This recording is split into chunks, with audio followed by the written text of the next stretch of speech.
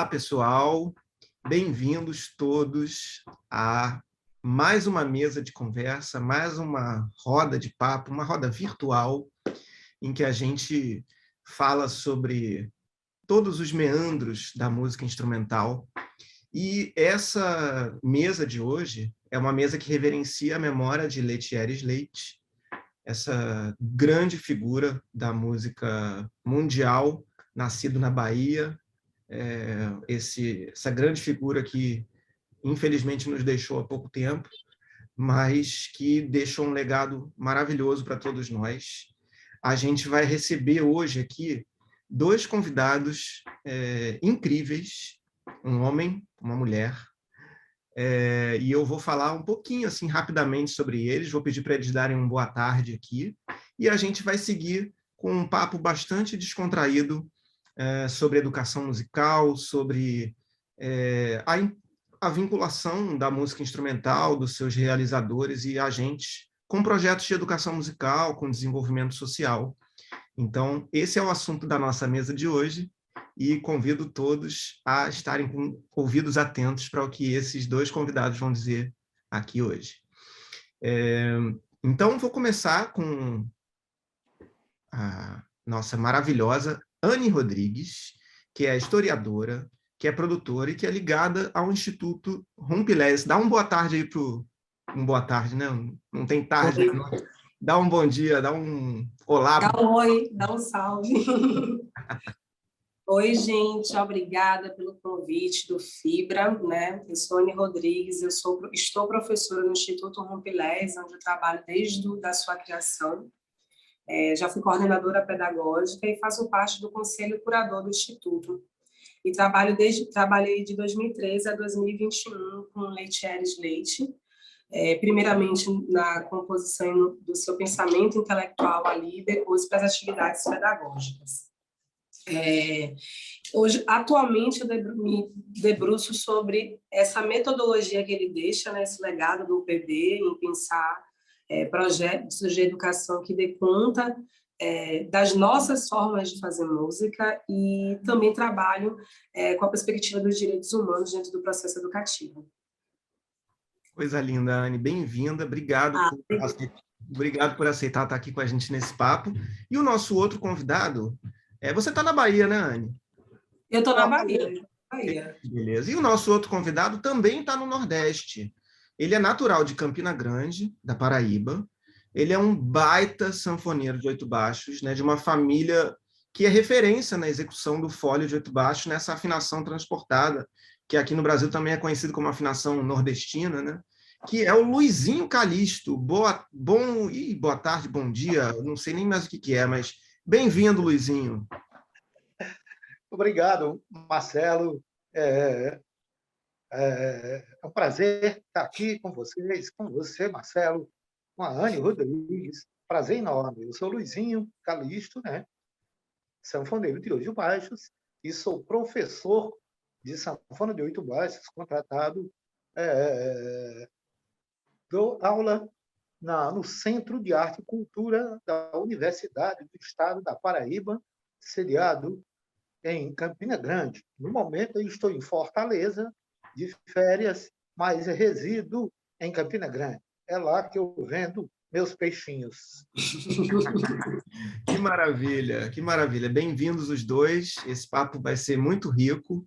E eu vou fazer umas perguntas, mas vocês fiquem livres para, se quiserem interferir, perguntar uma coisa para o outro, a gente está aqui aberto a tudo, a que esse papo seja o mais descontraído possível. Eu vou começar perguntando para a Anne Rodrigues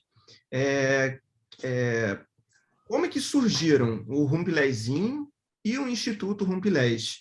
Como é que funciona essa relação com o aprendizado, a troca e a experimentação nesses projetos? Bom, o Rumpelésinho, com esse nome, né, ele surge em 2013, né, após a gente aprovar um edital da Natura Musical, mas o processo educativo do que institucionalmente virou em 2013 o Rumpelésinho começa há 30 anos antes, com Letieres Leite, na AMBA ainda, né, da Escola de Artes da Bahia, que ele criou, que era sediado bairro de Nordeste de Amaralina, e ali ele foi fazendo as primeiras experimentações do que ele chamou de universo percussivo baiano, que é um método teórico e metodológico, tanto de arranjamento, tanto de educação musical, ou seja, de aprendizado sobre teoria musical, aprendizado de execução musical, baseado no estudo das claves rítmicas, né? E, nesse processo, a educação sempre esteve do lado de Letieres. Inclusive, nos últimos anos, era o que ele tinha mais focado mesmo, assim, estabelecer o seu laboratório musical, o Rumplezinho, como uma parte importante da sua carreira, e por isso, inclusive, deixou livros sobre o seu método. Aí, o que é que acontece? Que a vida, a história é muitas coisas, né, gente? Ela não é só institucional. De lá para cá, tipo, lá de 30 anos para cá, até 2013, quando a gente vai se institucionalizar e vai criar o Instituto, é uma demanda social mesmo, é uma demanda do quantos alunos a gente já conseguia acessar, impactar, a necessidade de se estruturar.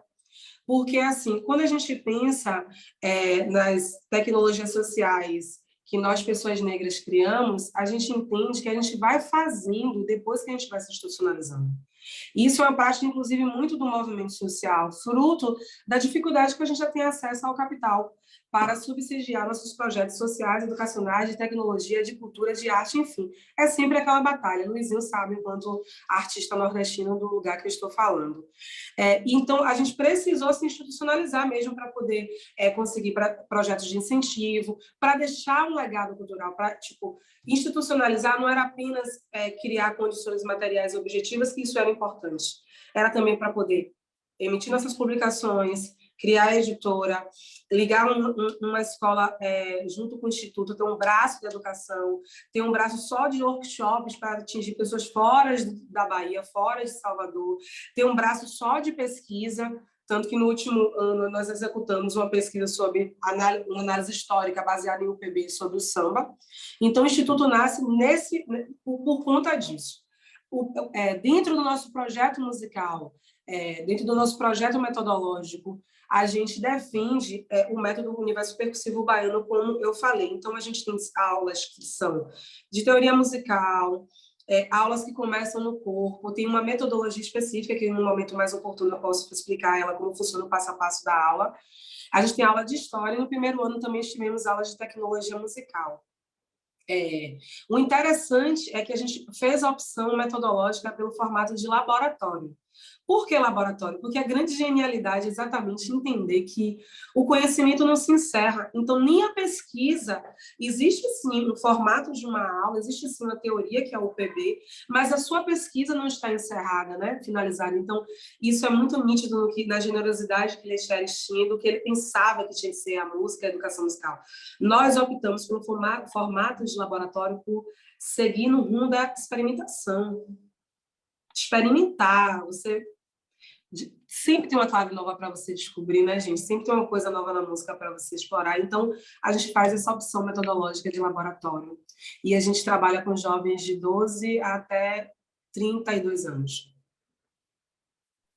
Sensacional saber mais sobre isso, Anne, muito legal. Eu tive a oportunidade de ver um pedacinho do documentário, né? Fiquei encantado assim com o processo dele mostrando, dele sempre do Letieres, né? Fazendo sempre as experimentações pelo corpo, fazendo os músicos, mesmo os que não são percussionistas, né? Todos eles têm que aprender a clave, têm que sentir aquilo para poderem se inserir na música, né?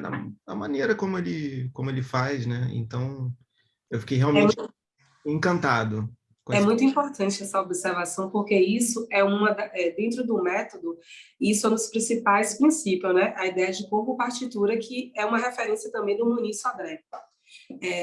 Porque, primeiro, a música está no corpo.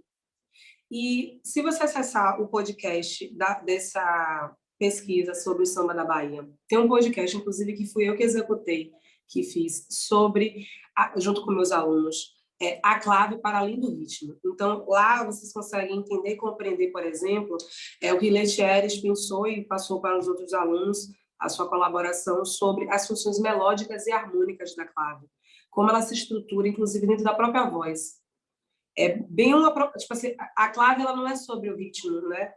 não é percussivo que estamos falando de uma epistemologia de produzir música, né? Se você pensar que o samba, que todas essas pessoas que construíram o que chamamos de música preta brasileira, né? Forjada de MPB, que esse único P de popular é só para não assumir que ela é preta, essa música preta popular brasileira, a clave, ela está em toda a melodia, ela está em todo o percurso. Então, se interessar a vocês aí que estão escutando, assistindo, pode ir lá no YouTube, esse podcast no Instituto Rompilés, sobre a clave para além do ritmo. Sensacional, Anne. Vou passar a bola aqui para o Luizinho. Luizinho, deixa eu te perguntar.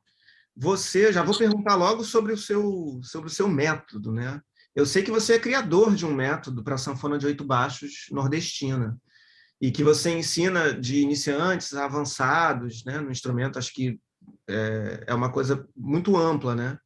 Como que você transformou e adaptou esse ensino, que é de tradição oral, né, ou digamos assim, autodidata, né? As pessoas sempre tiveram essa coisa de tradição oral. Até o Renato Borghetti, que toca a mesma gaita, só que no sul, com outra afinação, ele também fala isso, né, de que o tipo de ensino da gaita sempre foi oral. Mas como é que você fez para transformar esse ensino que seria oral, né, e que ainda pode continuar sendo, mas como que você transformou isso em método escrito? Olha, isso é uma história bem interessante, né? Porque é o seguinte, eu entendo muito pouco ou quase nada de teoria musical. Tá? A necessidade de ter alguma coisa assim no mercado era muito grande, né? A primeira vez que eu fui convidado para dar uma aula, uma explicação sobre a sanfona de 8 baixos na afinação transportada, eu me neguei porque eu não sabia nem começar, nem como que eu ia fazer isso, porque eu não entendo nada de teoria musical. A grande maioria dos sanfoneiros de 8 baixos, todos tocam de ouvidos, certo? Inclusive eu toco de ouvido, né? Eu me lembro assim que Dominguinhos falava assim, o povo bota isso na minha frente, mas eu não entendo nada disso. Ele entendia muito pouco, né? Então, a partir daí, eu fui insistindo com essa história de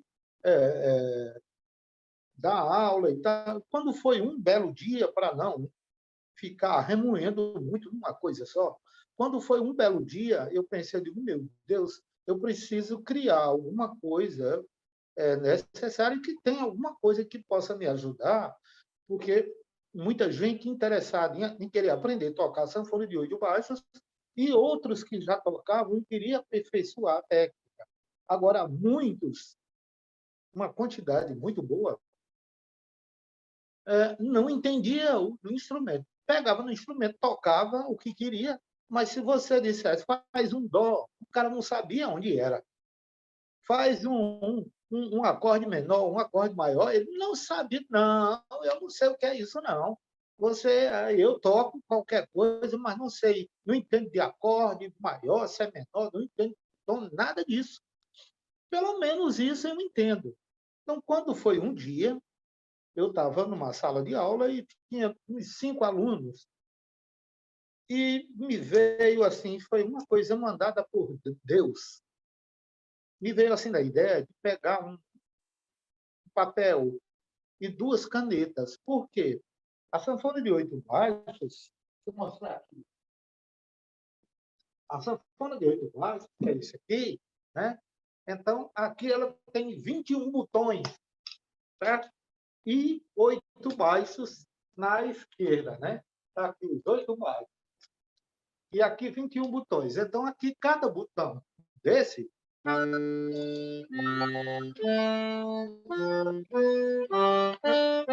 você abre um som, fecha é outro. Então, eu fiz as contas. Essa fileira aqui, elas são 10 botões. Essa daqui são 11. Eu copiei 10 e copiei 11. Usei as 2 canetas, uma no processo de abrir e outra no processo de fechar. fiz o teste com os alunos, eles foram aprovados nesse teste, isso foi coisa muito rápida, porque eu expliquei como funcionava, copiei só a introdução de Asa Branca e falei para eles, olha, vocês vão ter que descobrir que música é essa. Deixei eles lá e fui tomar um café. Passei uma meia hora, dei bastante tempo, né? Porque a sanfona de baixo é um instrumento complicado, é um instrumento que tem esses problemas, né? Não obedece escala musical. Aqui é o seguinte, você tem um dó maior, não tem dó menor. Você tem um ré menor, não tem ré maior. Você tem um mi, o acorde de mi menor, mi maior. Tem fá maior, não tem fá menor. Tem sol maior, não tem sol menor. Então, é meio complicado, né? Para não dizer complicado e meio. Então, deixei os alunos lá. Quando eu voltei, alguns disseram, estou achando parecido com a Asa Branca. E os outros também foram no mesmo caminho, né? Pronto, descobri o fio do problema, né? O calo. Em seguida, eu digo que isso vai virar um manual. Eu chamo de manual. Aí criei um manual com as escalas dos tons, dó, ré, mi, fá, sol, lá, si. A partir daí, passei a copiar música, né? Eu copio uma música tipo, né?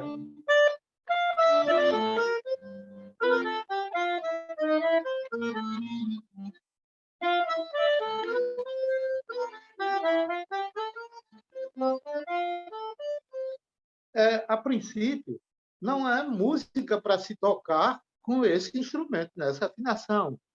Mas eu gosto dessas coisas para tirar o aluno do limitado campo de tocar só forró, baião, shot, arrasta-pé, os mais afoitos tocam choro, né?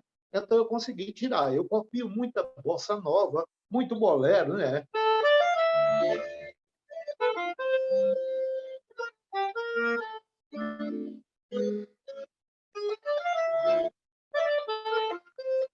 E por aí vai.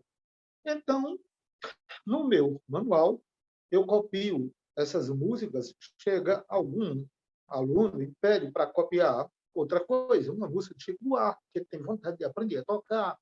Então, eu copio tudo, passo tudo para o manual. Então, eu não chamo de método, eu chamo de manual. Então, esse manual eu criei, é o que tem me ajudado e tem ajudado muitas pessoas que querem aprender a tocar a sanfona de 8 baixos, mas a dificuldade é grande, porque, por exemplo, eu tenho um aluno em Rio Branco, no Acre.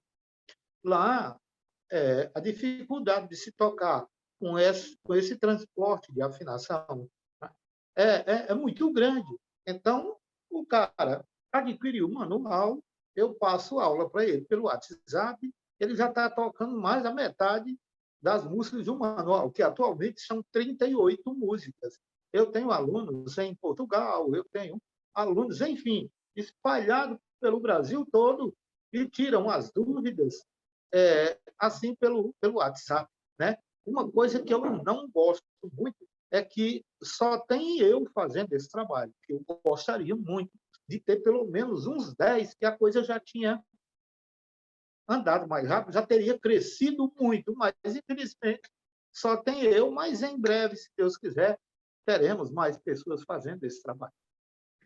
Mas você, Luizinho, você já está fazendo a sua parte, né? Eu tenho certeza que você está plantando tantas sementes, né? Tantos alunos seus que vão vir aí com novas ideias, né? Sem dúvida, esse seu manual ainda vai ser muito explorado por muitos alunos, por muita gente. E você é professor do curso de extensão de uma universidade, né? Imagina, você está colocando a gaita, né? A sanfona de 8 baixos num lugar muito importante, né? Um lugar que é a academia, que é um lugar que tem outra, às vezes uma outra linha de pensamento, mas que você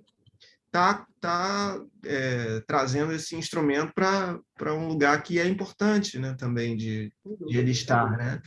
Então, eu queria que você falasse, só antes de eu voltar para a Anne, se você pode falar um pouquinho sobre a diferença da sua sanfona de 8 baixos para a gaita que é tocada no sul. Se você pode falar um pouco, eu sei que existem vários tipos de afinação, né? Você toca, porque esse tipo de gaita, para explicar para o pessoal aqui que está nos assistindo, você abre, soa uma nota, né, com o botão. Aí você fecha com o mesmo botão, soa outra nota, não é isso?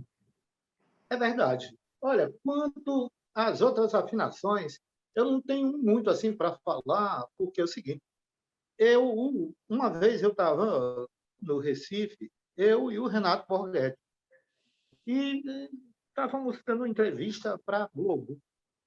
E a repórter fez uma coisa que ninguém havia feito antes. Ela pediu para eu tocar na sanfona do Borghetti e pediu para ele tocar na minha sanfona.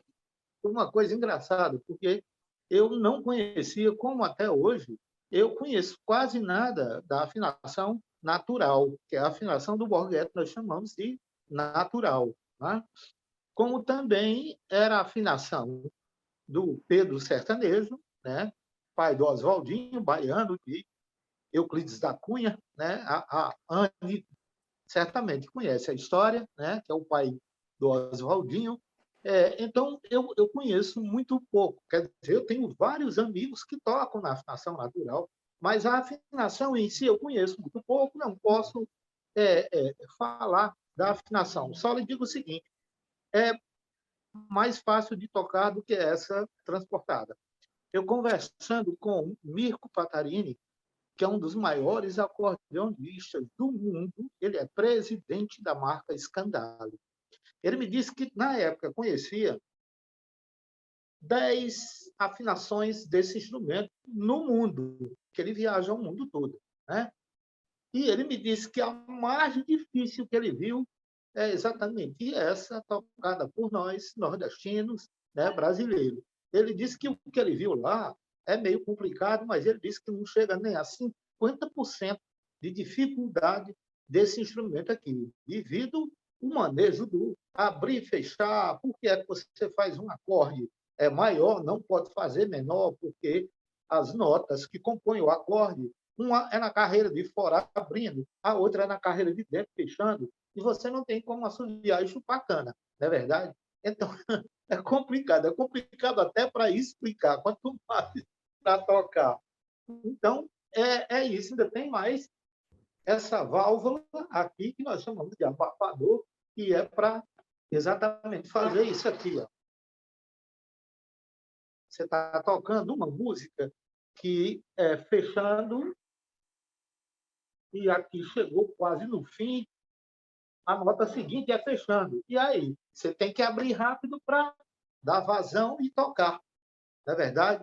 Então é isso. É um instrumento muito complicado, mas também é um instrumento que tem um som muito bonito. E foi o primeiro instrumento do avô do Daniel, seu Luiz Gonzaga. Foi o primeiro instrumento de Dominguinhos. Foi o primeiro instrumento de Sivuca. Então, tem uma importância muito grande para a música, a sanfona de 8 baixos. Com certeza, a herança aí do mestre Chicão, de seu Januário, né? Esses pais que passaram esse legado oralmente, né, para os seus filhos, e que depois esses filhos vieram a ser quem foram, né? Tanto o Gonzagão quanto o Dominguinhos, Sivuca, todos de família musical como a sua, né, Luizinho? Exatamente. Muito, muito legal. Eu vou voltar aqui então para a Anne e fazer mais uma perguntinha para ela. Anne, como você acha que o aprendizado musical pode dialogar com o estudo da história? Como que os projetos relacionam outros saberes ao estudo da música? Essa pergunta ela é maravilhosa, né? Porque ela é uma pergunta que eu respondo há muito tempo, do porquê que numa escola de educação de musical se tem uma aula de história. Bom, o processo das claves rítmicas, da chegada das claves rítmicas no Brasil, ela é feita a partir de um processo muito violento histórico, que é a escravização das populações africanas, né? Então, o que a gente elabora de música aqui é o que dá para se fazer, né? É sempre pela oralidade, é nisso que eu me encontro, por exemplo, com o mestre Luizinho Calixto. A gente faz pela necessidade de fazer, né? Não porque a gente achou que seria o caminho certo. A gente foi fazendo, foi vendo que estava certo. E uma das coisas que se perde na história é justamente os protagonistas dessa história, né? Essa história ela foi contada durante muito tempo por outras pessoas que não eram a gente, o que chamamos de história da música, né? Quando você entra dentro dos cursos universitários, quando você entra dentro dos espaços supostamente de saber legitimados na sociedade, que é a academia, porque eu acredito que onde se faz música há legitimidade, independente se está dentro dos muros ou fora dos muros da academia. Inclusive, penso que a coisa mais atual da vida para a universidade é romper os muros, e isso é uma perspectiva que as políticas afirmativas, desde o início de 2003, têm pautado. Não é à toa que o mestre Luizinho Calixto está dentro de um curso universitário, né? Não é porque é especial, é porque não existe mais uma possibilidade de pensar essa educação sem pensar na gente. E o que é a história? Qual o papel social da história dentro de um curso de música? Que a pessoa, ao tocar, ela mais do que tocar, ela sabe o que ela está fazendo. A responsabilidade, uma música não morre. A música não morre. Se a música não morre, quando você executa o som que você propaga para o universo, você precisa saber a história daquela música, como ela veio, da onde ela foi feita, qual a sua referência. Porque durante muito tempo, o projeto colonizador chamado Axé Music estabeleceu um novo ritmo do verão, que nada mais era do que claves ancestrais rítmicas como o Ijexá, como o Kabila, como o Vassi, que se tocava muito antes dentro dos espaços religiosos, como o terreiro de Candomblé. E era um novo ritmo, e, na verdade, era a percussão, eram os instrumentos de percussão que estavam ali levando, né, tudo aquilo. Então, assim, entender a história é defender, por exemplo, que as pessoas construam suas próprias narrativas. Então, assim, a gente entende a clave, a gente entende de onde ela veio, em que lugar supostamente, né, porque você não consegue precisar exatamente, então você cria referenciais de tempo histórico, de verossimilhança, da onde aquela clave veio, se ela é banto, se ela é sudanesa, qual é o diálogo que ela chega no Brasil, quais são as mudanças que acontecem, porque, por exemplo, todo mundo só toca Ijexá de mão, mas onde as comunidades Ijexá estão na África, ela não necessariamente é a nação dos candomblés que tocam ela, porque todo candomblé praticamente toca Ijexá de mão. Então, isso é uma configuração dessa técnica de tocar aquela clave de mão, foi passando pelos diversos territórios nas formas de existência, ou seja, a dinâmica da escravidão impõe que as pessoas estivessem com outras pessoas dentro da comunidade africana, que é muito diversa, são milhares de tribos, milhares de formas, milhares de técnicas musicais, e algumas conseguiram ser preservadas e outras não. Mas o que a gente sabe é que, na história que foi contada, os protagonistas eram outros. Então, quem ganhou dinheiro com a Axé Music não foram as pessoas negras. Quem ganhou o protagonismo de fazer um dos maiores movimentos da contemporaneidade não foram os percussionistas, e foram estas pessoas que fizeram isso. Então, por isso que a história é importante. Uma outra perspectiva é você fazer formulação de conceito. Você não dá mais, dentro da perspectiva de arte contemporânea que você tem, a virtuosidade não basta mais, sabe? Você tem que estar conectado com outras coisas, e inclusive acho que de todos os segmentos artísticos, a música, a educação musical dentro dos mundos da universidade é a mais careta possível, né? Aí você vai pegar a disciplina de História da Música, a História da Música europeia, e por que a gente é tão eurocêntrico? Se a gente tem uma lei federal aprovada desde 2003, que obriga o ensino das matrizes africanas, e clave rítmica não é matriz africana, a experiência do terreiro de Candomblé é a experiência mais bem-sucedida de combate ao racismo, gente. Ali foram preservadas a música, a história,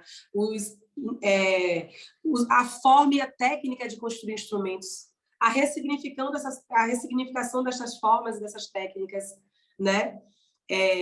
A culinária. Então, assim, é muito importante entender a história para poder defender essa música que a gente acredita. Sensacional, Anne. Eu compartilho muito dessa tua visão sobre a universidade que tem que romper com esses muros, né? Que tem que ir para a vida, para ver que música que está sendo feita na rua, né? Eu percebo, eu fui aluno da Unirio aqui no Rio de Janeiro, né? Eu sou sanfoneiro e assim, imagina, eu fico pensando, por exemplo, só falando da minha seara, né? Eu que sou sanfoneiro, eu fico imaginando como que hoje, ainda hoje, não se tem métodos, por exemplo, livros, né, de partituras de Dominguinhos, de Sivuca, tem pouquíssima coisa sobre Luiz Gonzaga. Então, assim, se eu tivesse ali dentro da universidade tentando estudar algum desses caras, eu ia morrer na praia. Então eu tive que ir para a rua.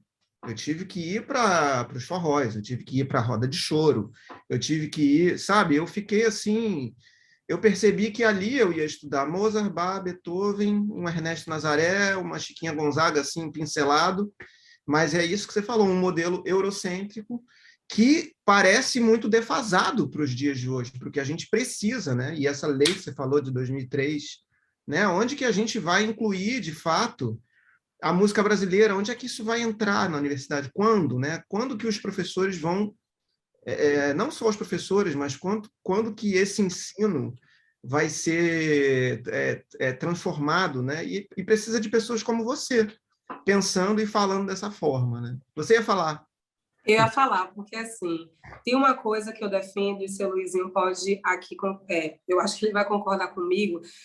Tem coisa que a barra de compasso não dá conta dos micro-ritmos, sabe, a polirritmia é um negócio assim, muito pequeno, microsons que são responsáveis pelo nosso swing. Então, assim, muitas das vezes você não tem. No Harmonização a gente faz associação de diferentes técnicas, porque como a gente é um laboratório, então a gente usa as tecnologias da oralidade, do corpo partitura, e a gente, quando precisa, também vai falar sobre contraponto, vai falar sobre teoria musical. Porque precisa, porque é uma linguagem universal e a gente está formando estudantes para o mundo, não é para a gente.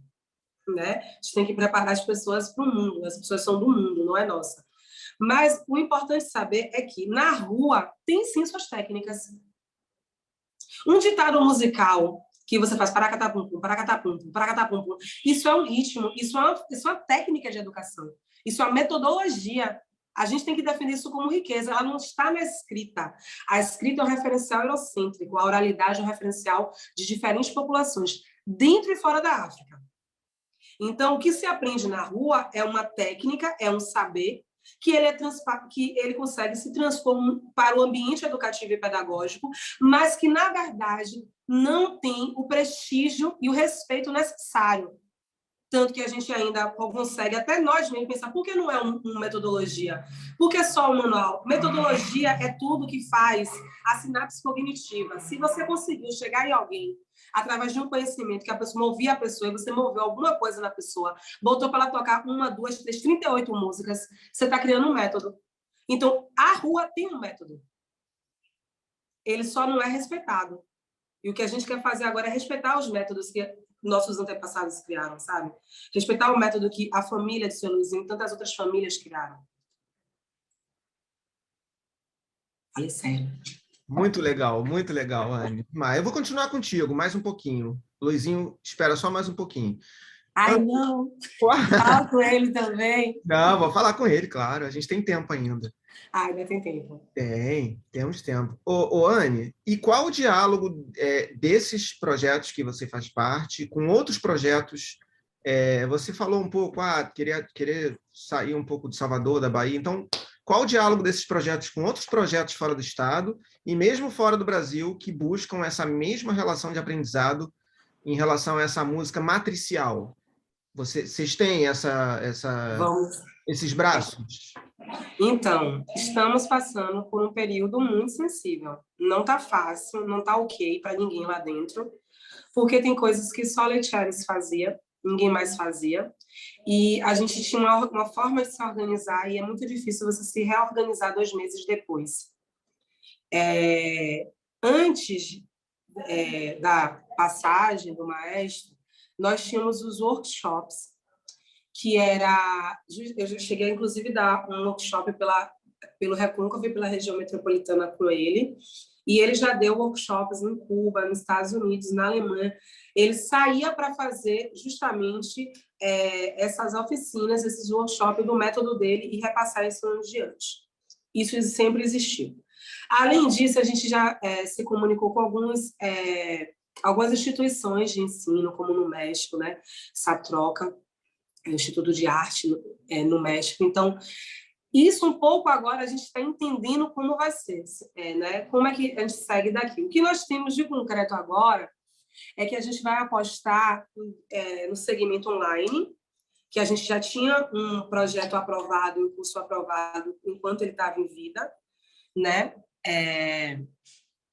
Eu acho que, sei lá, caí, não sei.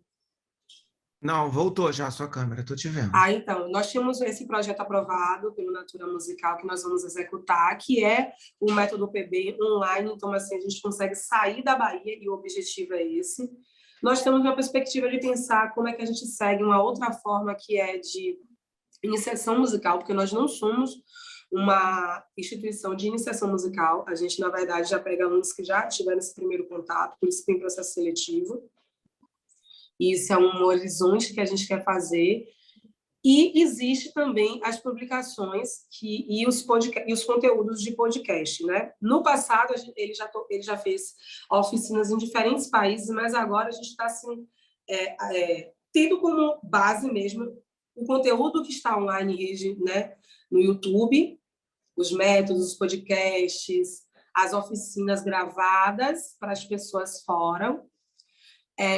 E a gente também tem as publicações, o livro dele e alguns artigos que ele lançou.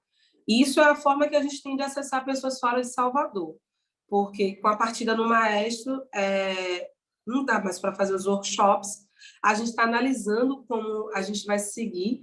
Existe já uma orientação da gente quer, enquanto estrutura ali de instituto, utilizar, né, estar juntos, trazer para perto da gente as pessoas que foram formadas por Letieres, que é a nossa primeira turma do Ano 1 do Rumplezinho, que é a turma de 2013 e 2014, né, que é uma turma que passou muito tempo trocando com o maestro e trabalhando. Inclusive, a maior parte faz parte do coletivo Rumplezinho, que é uma parte do nosso laboratório que faz apresentações musicais e explica um pouco o método para fora dos muros da escola, para fora dos muros do instituto. É assim que a gente está tentando se ajeitar, meu amor. Maravilhoso, é uma fase de reestruturação, com certeza, e tenho certeza que vocês vão conseguir essa semente que foi plantada por ele e que pessoas como você estão levando adiante. É um orgulho saber disso, saber que vocês estão com esse projeto dessa continuidade, né? Muito, muito importante. Axé para vocês. Luizinho, Sim. eu queria saber agora uma coisa mais pessoal sua, né? Porque você pertence a um seio familiar de respeito no Nordeste e no Brasil inteiro, que é uma família de sanfoneiros de oito baixos, né? De uma linhagem assim.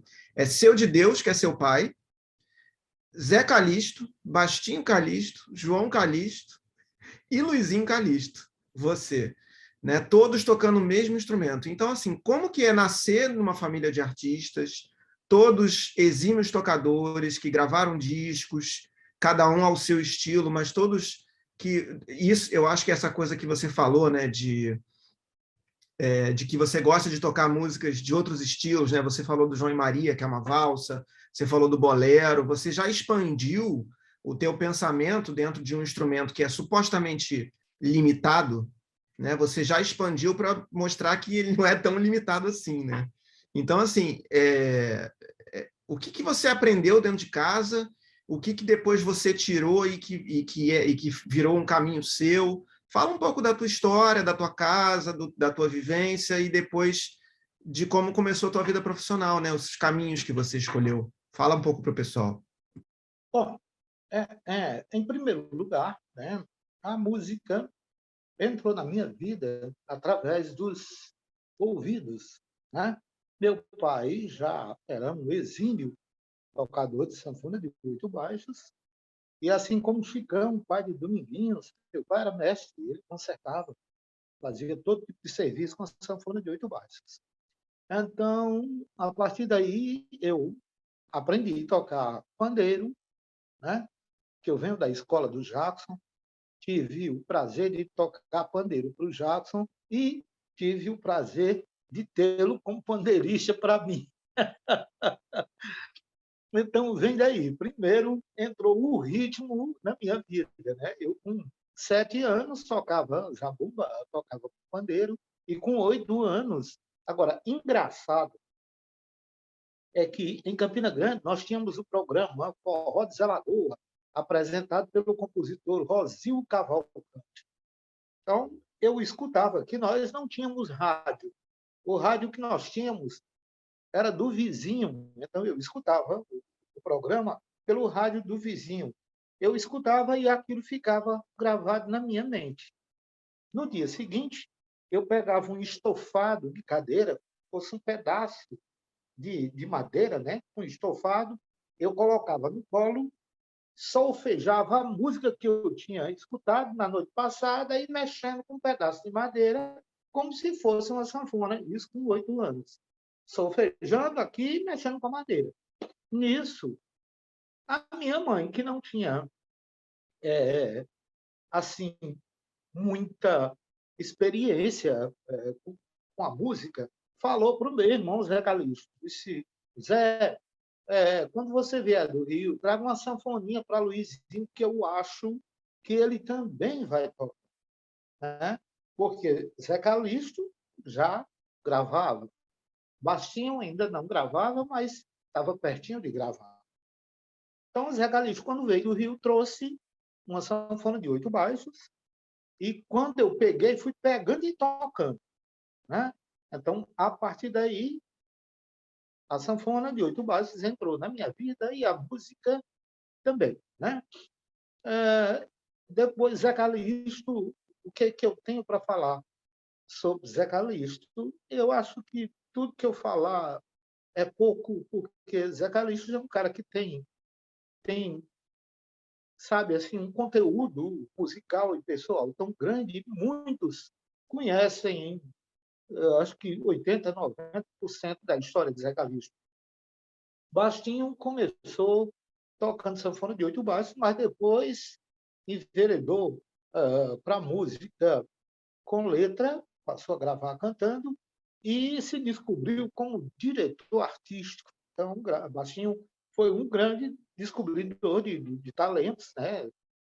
Dirigiu muita gente famosa, como é o caso de Genival Lacerda, a mim mesmo, meu primeiro disco, que eu gravei em 76, foi dirigido por Bastinho e pelo Carlos André, o Osés Lopes, que Bastinho foi assistente de produção dele. Tudo que Bastinho sabia fazer na arte de direção musical, aprendeu com Carlos André. Né?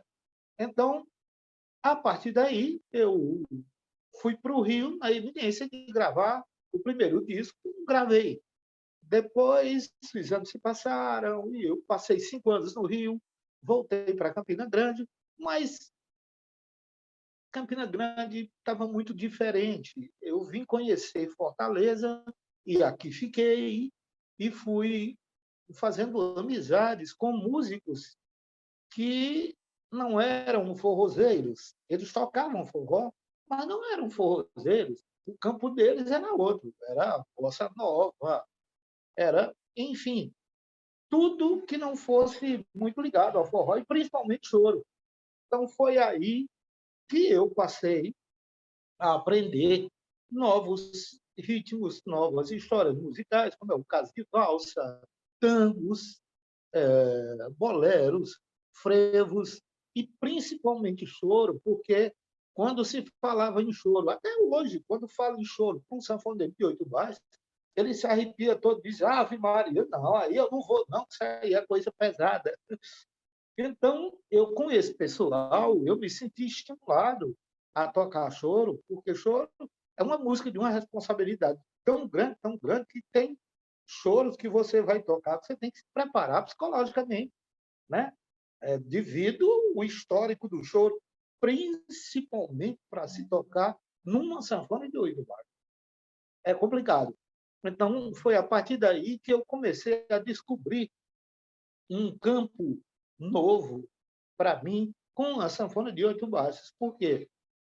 Zé Calixto já tinha a história dele. Abdias já tinha a história dele. Geraldo Correia, Pedro Sertanejo, Gerson Filho, Severino Januário e outros.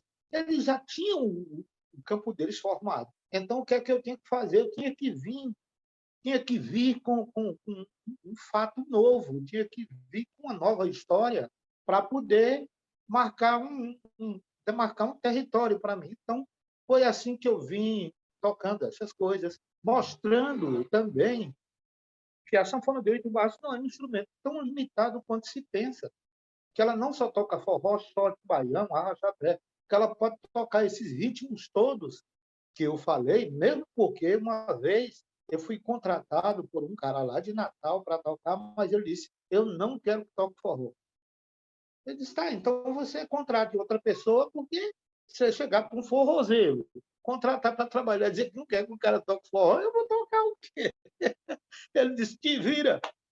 E eu fui lá e tive que preparar um repertório que era uma coisa nova na minha vida, porque uma coisa é eu tocar uma música que eu gosto em casa, outra coisa é eu mostrar uma música de público com a sanfona dentro do baixo, um instrumento complicado.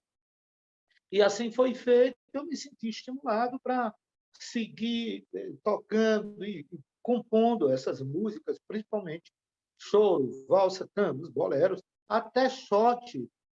Alguns shots que eu faço, instrumentais, ele é diferente de tudo que você já ouviu sendo tocado por uma sanfona de 8 baixos. Então, eu procurei esse caminho e, graças a Deus, hoje estou aqui contando a história. Maravilhoso, maravilhoso, Luizinho. História linda da sua família. Eu queria te perguntar mais uma coisinha. Se você Sim. vê diferenças hoje, acredito que você veja, né? Porque você está há tantos anos, você falou que seu primeiro disco é dos anos 70, né? Portanto, 76. há mais de 40 anos atrás, né? Então, que diferenças que você vê entre os sanfoneiros de 8 baixos lá da sua geração, Gerson Filho, Severino, e até mais antigos, né? Que diferenças você vê entre esses sanfoneiros da tua geração ou mais antigos e os sanfoneiros da atualidade? E se você acha que os sanfoneiros, se é que há diferença, se isso se deve à sua contribuição como professor? Olha, Marcelo, em parte, a diferença que eu vejo é que, na época que nós tínhamos esses todos que você falou, nós tínhamos o rádio ao nosso favor, né? Porque antigamente tudo quanto é rádio tocava, tinham programas que tocavam música de raiz, principalmente a sanfona de 8 baixos. Eu me lembro de uma vez que eu fui para uma emissora de rádio, radiodifusora em Caruaru, e presente ao vivo, estávamos eu, Zé Calixto, Pedro Sertanejo, Zé Newton, Oswaldinho, Camarão, Azulão de Caruaru, Azulão da Bahia. Olha, 8, tinha mais gente que eu não consigo me lembrar.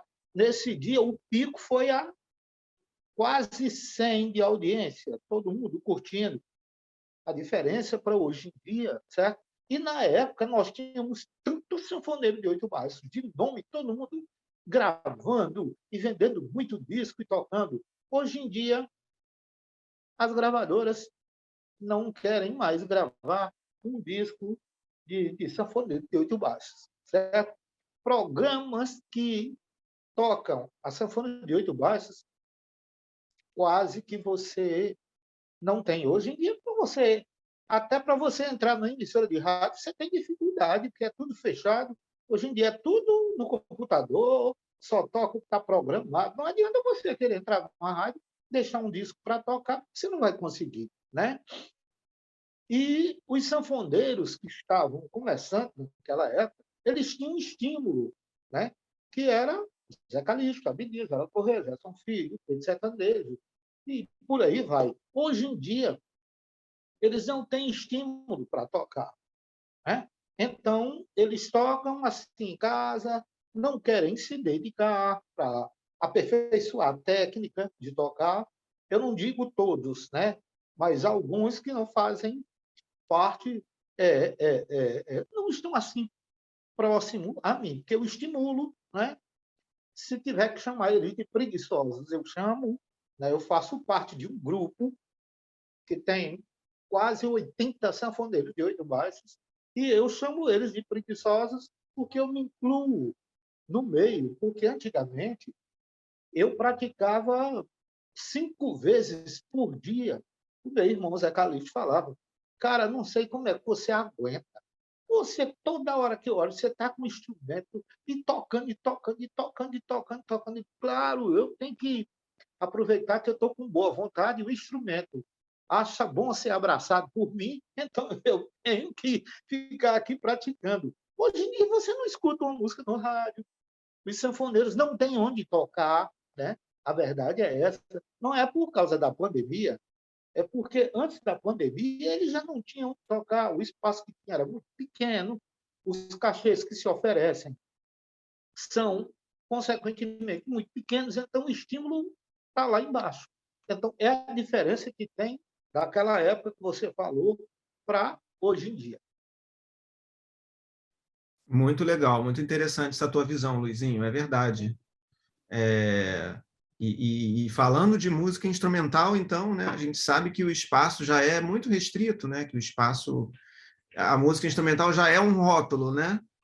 É Então, verdade. já é um rótulozinho ali que fica no cantinho da prateleira, né? Então, a gente precisa muito desmistificar esse lugar da música, né? Que é música, né? Perfeito. Então, mas é muito interessante essa tua visão. Anne, vou voltar para você. Você acha, deixa eu perguntar aqui, ver como é que eu vou formular isso. Você acha que no aprendizado da música instrumental, não, falei errado. Você acha que no aprendizado da música orquestral, né, aquela música Sim. grupo, né, aquela música que é tradicionalmente associada à formalidade europeia, você acha que é possível trazer para a centralidade da criação musical a clave, a percussão, a coisa no corpo? Eu acho que eu já sei essa resposta, mas acho que você pode desenvolver mais um pouco. Assim, eu não acho, não. Achar, não acho, não. A história está aí, ela existe. Olha a Orquestra Rumpelés. A história está escrita, entende? É. A Rumpelés, por exemplo, a organização da Rumpelés, da orquestra, ela é em formato de U, em referência ao Orixá Ogum. Nada ali é por quê. O lugar onde a percussão vai para frente e se coloca de smoking é para fazer uma relação semiótica com a música e dizer que ali está nosso ouro, ali está nosso prestígio, e que sim, é possível, dentro de uma educação de música orquestral, você fazer abertura de vozes, você falar de contraponto, você falar de clave, você falar de dinâmica. A Orquestra Rumpelés é o maior exemplo disso. A Orquestra Rumpelés levou 3 prêmios da música brasileira da última edição presencial. E eu acho que, se estiver de novo, ele vai levar, mesmo depois de ter feito a passagem, mais 3 prêmios, porque o disco que vem aí, você não tem noção do que vai ser. É tipo de tirar o fôlego. Então, assim, isso existe. É porque o que é que acontece? A música orquestral, como você já disse, ela está referenciada na música europeia, né? Mas quando a gente pensa, por exemplo, os foguedos, onde milhares de pessoas tocam ao mesmo tempo. Quando você pensa os encontros de sanfoneiros, gente, tem encontro de sanfoneiro que dá 200 pessoas tocando ao mesmo tempo. Se você não for lindo da dinâmica, se você não saber tocar bonitinho, tiver tudo dentro do seu corpo, assim, ó, pianíssimo, vai ficar complicado de você executar com seus pares a música que você deseja. Então, isso já existe, isso não é novidade. O que a gente está tentando dizer é o que o senhor Luizinho Calixto disse. A gente quer que mais pessoas estejam aqui no próximo Fibra. A gente quer que mais pessoas repassem essas metodologias da oralidade, da intuição, do corpo, do método que não é a barra de compasso, e que ela pode ser utilizada quando for necessário, mas ela não é a centralidade, e que a música orquestral ela não é sinônimo de música europeia, ela é sinônimo de um formato de organização de grupo musical, que pode ser um quarteto, que pode ser um quinteto, que pode ser um power trio, e que pode ser, sim, uma orquestra. E a Rumpilés não é a única, porque, se você lembrar, na Bahia também tem a Orquestra Sinfônica. Então, a gente está, graças a Deus, aí, já tomando o que é nosso. Sensacional. E só lembrar, né, ao pessoal que está nos assistindo, que essa coisa do ensino oral, né, e do autodidatismo, né, quantos gênios da música popular brasileira que a gente não tem, que aprenderam de ouvido, né? A gente está diante de um aqui, que é o Luizinho, mas a gente tem Dominguinhos, a gente tem, se for falar dos sanfoneiros, aqui são todos praticamente, né? O Sivuca aprendeu a ler depois e a escrever, mas ele aprendeu mais velho, o Hermeto Pascoal também, mas as sanfoneiras, né? A Chiquinha Gonzaga, a Terezinha do acordeon. Se a gente for pegar os músicos daqui, o Ginga, o Caetano, Gil, Chico Buarque, todos tiveram aprendizados não formais, não acadêmicos dentro da música. E isso não os torna menores na sua arte e nas suas possibilidades, na sua expansão artística, né? Então, é muito interessante, porque isso que é a Rumpilés é a cara do Brasil, na verdade, né? Então, e sabe qual é o curioso? É que, por exemplo, é uma coisa muito comum na Bahia, no estado de Alagoas, as filarmônicas. E olha que curiosidade, as filarmônicas passam as primeiras iniciações musicais no formato, na leitura de partitura, na escrita musical, a partir da partitura, porque você tem outras formas de escrita musical, né? Que não é só ali o papel de pauta. E isso é uma coisa super comum no interior da Bahia, assim, sabe? Muitas pessoas não sabem, mas muitos músicos da Rumpilés não são de Salvador. Inclusive, eu tenho o maior respeito pelo papel social que as filarmônicas cumprem, pô. A gente às vezes fala assim que não tem essa educação musical, teórica, porque, né, talvez a gente não tenha conseguido aprofundar, né? Porque são cursos também de iniciação musical, e você tem os níveis de educação musical. Mas as filarmônicas, elas cumprem um papel muito importante, gente, sobretudo na formação de musicistas de sopro, né? Eles vêm de lá, então muito músico da Rumpilés é do interior da Bahia, fruto da responsabilidade social que as filarmônicas fazem isso é secular, assim, é uma tradição, assim. é muito interessante, porque isso que tem na Bahia, que você está falando das filarmônicas, aqui no Rio de Janeiro é representado pelas bandas de música, né? Por exemplo, eu tenho um grande parceiro aqui, que é o trompetista, o Silvério Pontes. Ele é cria da banda de Laje do Muriaé. Já ouviu falar em Laje do Muriaé? É uma cidadezinha no interior, mais ao norte do Rio de Janeiro, e que tem uma banda de música lá que é centenária. Tem mais de 100 anos e a banda existe até hoje. Tem o maestro, tem o pessoal lá dos sopros, da percussão, eles têm aulas, né, daquela coisa, a convivência musical entre eles, mas também tem um pouco de aula de teoria.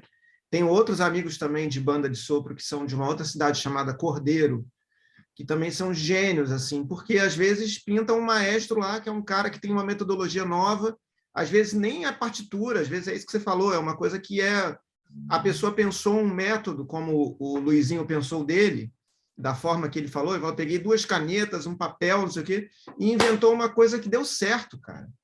Então, nossa, que papel fundamental, assim, que não precisa ser o cara numa cadeira com uma partitura e falando, olha, né, esse lugarzinho aqui é o dó, né?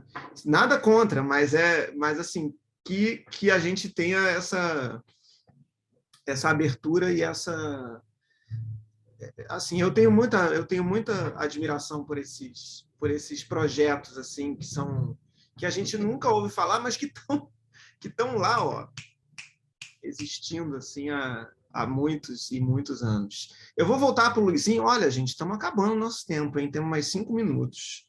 Eu falei que ia correr. Eu queria voltar para o Luizinho, porque eu li uma coisa no teu release, Luizinho, que você é reconhecido por ser o primeiro artista brasileiro a cantar e se acompanhar com a sanfona de 8 baixos. É real isso? Porque isso a sanfona de 8 baixos, acho que por causa dessa coisa de ser vista como um instrumento mais limitado, que toca certos tipos de música, realmente é raro, né, a pessoa se acompanhar cantando com 8 baixos. Como que é isso? Realmente é raro, é muito complicado. Mas eu gostaria de deixar bem claro que eu não sou o primeiro. Quando eu surgi fazendo isso, já há alguns anos atrás, eu tinha amigos, eu posso até aqui citar, Negrão dos Oito Baixos, que era baiano e parece que era de Serrinha. Eu acho que Negrão era de Serrinha. Ou Serrinha ou Lagoinha, eu sei que terminava com Inha. Então, o Negrão já fazia isso antes de eu entrar no ramo fonográfico, né? Então, não sou o primeiro. Faço isso nos meus shows, porque se você ficar antigamente, né? Ficar só tocando, as pessoas reclamam. Ué, é só isso, ninguém canta nada, é só música instrumental. As pessoas ficam cansadas daquilo. Hoje, não. Hoje em dia, nós temos eventos que é destinado só para música instrumental. Os caras falam assim, olha, eu estou lhe contratando, mas não quero que cante nada, não quero que ninguém cante nada, é só instrumental. Aí ó, é comigo mesmo. Eu deito e rolo. Maravilhoso, maravilhoso. Eu tenho um negócio aqui para lhe mostrar. Vou só Oba, lhe... mostra, mostra. E olha lá, eu sei que você toca mais instrumentos, né, Luizinho? Aí, ó. E agora vai... Até a Anne vai ficar impressionada. Esse instrumento aqui foi o último que seu Luiz Gonzaga tocou. Depois desse instrumento, ele não tocou mais, porque ele já estava... Ele tocou com essa sanfona aqui de cadeira de rodas. E teve um dia que ele me ouviu tocar uma música só. Aí ele ficou impressionado, porque me ouviu tocar uma música e resolveu me dar de presente. Então, isso aqui é uma relíquia que eu guardo. Passou um ano, não, passou 8 anos no Museu Cais do Sertão, no Recife, e agora eu pedi de volta, estou com ela aqui em casa para ver se não perco a prática de tocar, nem que seja um pouco. Eu não quero só isso, para mostrar. Que coisa linda. Diante desse fato maravilhoso, eu acho que a gente já acabou de estourar aqui o nosso tempo. Então, eu vou fazer as considerações finais. Quero agradecer demais a esse papo muito rico que tivemos aqui hoje com Luizinho Calixto, com Anne Rodrigues. Muito, muito obrigado pela presença de vocês. É a parcela nordestina que temos aqui nas nossas mesas, essa mesa que reverencia a memória de Letieres Leite. São muitas mesas que a gente está apresentando aqui nesse Festival Fibra. Eu queria agradecer muito a Sarau Agência de Cultura, a toda a sua equipe, no nome da maravilhosa Andréa Alves, essa mulher visionária, essa produtora aqui do Rio de Janeiro, que tem projetos maravilhosos com música, com teatro. Quero agradecer ao patrocínio do Instituto Cultural Vale, que proporcionou toda a realização desse festival. E, queridos, Luizinho Calixto, todo o meu agradecimento. Anne, meu agradecimento. Foi muito bom, foi muito rico saber dos projetos de vocês, saber das opiniões de vocês e saber que a gente não está sozinho. Eu também sou professor de música aqui no Rio, sou professor de sanfona, tenho uma orquestra sanfônica aqui no Rio de Janeiro, da qual eu sou o maestro, e me identifico demais com as visões de vocês, né, com essa coisa do que a gente só realiza quando a gente quer fazer, né, e quanto que a gente precisa se profissionalizar, se institucionalizar, né, tudo isso a gente vai descobrindo no processo. Então, todo o meu carinho para vocês e meu agradecimento em nome de toda a equipe do Fibra. Tá bom? Um abraço, Marcelo. Um abraço, Anne. Agradeço a todos. Fiquem todos com Deus, saúde e paz. Eu agradeço o convite. Obrigada, Marcelo. Obrigada, seu Luizinho. E espero ver vocês em breve. E aí, achei para todo mundo. Se Deus quiser, vou muito para Bahia. Quero me encontrar aí na Bahia, tá bom? O senhor vai me encontrar. Menino, sabe o que eu estava pensando? Eu sei que o tempo estourou. Eu vou conversar com o senhor para o senhor fazer uma formação desse método do senhor para replicar o método do senhor, a formação de professores no método Luizinho com a lista de 8 baixos. Converse comigo. Okay. Obrigada, viu, gente? Obrigada. Vou passar os contatos, hein? Vou passar os contatos de um para o outro, hein? Beijo, gente. Obrigado a todo mundo que participou da mesa aí. Obrigado. Valeu.